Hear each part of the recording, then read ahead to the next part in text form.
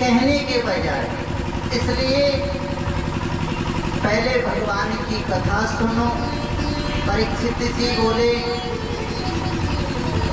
आप सुखदेव जी कहने लगे, परीक्षित भगवान की कथा में, भगवान की कीर्ति में, भगवान के गुण में तो वो आनंद है कि मैं परिनिष्ठित ब्रह्म की सत्ता में बैठा था, वहाँ से भी मेरा चित्त खिंच करके आ गया। इसलिए भगवान की कथा सुनो।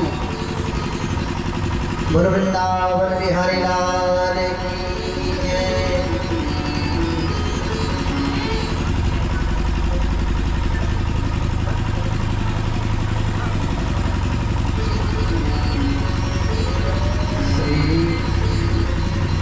बोली वृंदावन बिहारी लाल की जय। बोली भागवत महापुराण। और हम हाथ उठा कर कहते हैं, हम हो गए राधा रानी के।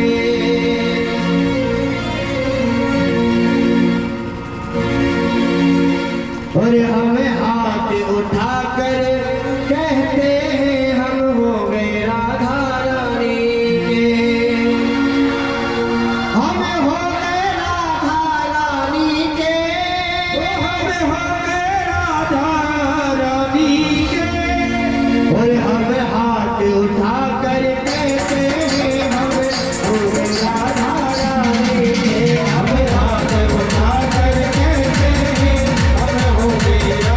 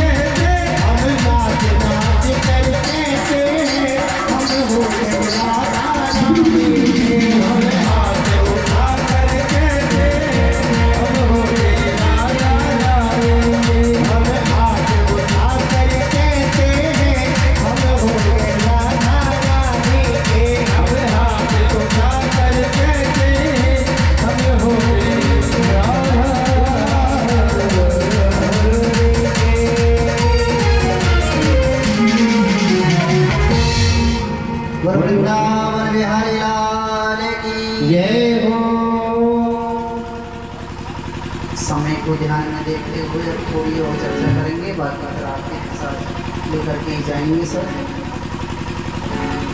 श्री सुखदेव जी कहते हैं, परीक्षित, निष्काम हो या सकाम, मानव मात्र को, प्राणी मात्र को प्रभु की, नारायण की उपासना करनी चाहिए। क्योंकि अगर ये शरीर पाकर के हमने भगवान का भजन नहीं किया, उपासना नहीं की, तो हमारा जीवन बेकार है। बाबा ने लिखा है रामायण में, जिन हरि कथा सुनी नहीं काना, जिन हरि कथा सुनी हरि काना, श्रवण रात्र आए भवन समाना, श्रवण रात्र हरे भवन समाना। जिन नेत्रों ने भगवान का दर्शन नहीं किया वो मोर के पंख के समान है। जिन कानों ने भगवान की कथा ना सुनी वो अहि भवन समाना, जैसे सर्प का बिल होता है ना, उसके ही समान है, अहि भवन समाना। और ये मनुष्य शरीर पाकर के भी हमने परमात्मा की उपासना नहीं की, तो जैसे जानवर अपना जीवन निकाल देता है, उनमें हमने क्या फर्क रखा। सुखदेव बाबा कहते हैं, ये हम नहीं कह रहे हैं, देव समाज जैसा कहता है कि हमने भी ये कथा सुनने के लिए गए थे अमृत लेकर के, लेकिन हमको भगा दिया, तो उनके अभाग्यपन पर भी वो देवता इन्हें पूजते हैं। और हमारे किसी संत ने कहा है, बोले राम नाम नहीं हृदय धरा, तो जैसा पशु वैसा नरा। भाई कोई चांडाल भी हो, लेकिन वो भगवान का नाम लेता हो तो वो भी ठीक है। परमात्मा का नाम कोई भी ले, वो सब बढ़िया है। जो भगवान का नाम नहीं लेते उनसे तुलसी स्वपच भलो। तुलसी बाबा कहते हैं कि जो स्वपच भी भला है तो भगवान का नाम ले, लेकिन वो ऊंचे कुल का भी किसी काम का नहीं है जिसमें भगवान का नाम नहीं। तो यहाँ जानवर भी हमारी आलोचना करते हैं। बोलो वृंदावन बिहारी लाल की जय। अब समय को देखते हुए आरती करेंगे, प्रसाद लेकर के सभी जाएंगे, और कल तृतीय दिवस की कथा में भगवान भोलेनाथ का विवाह का प्रसंग आप लोग सुने।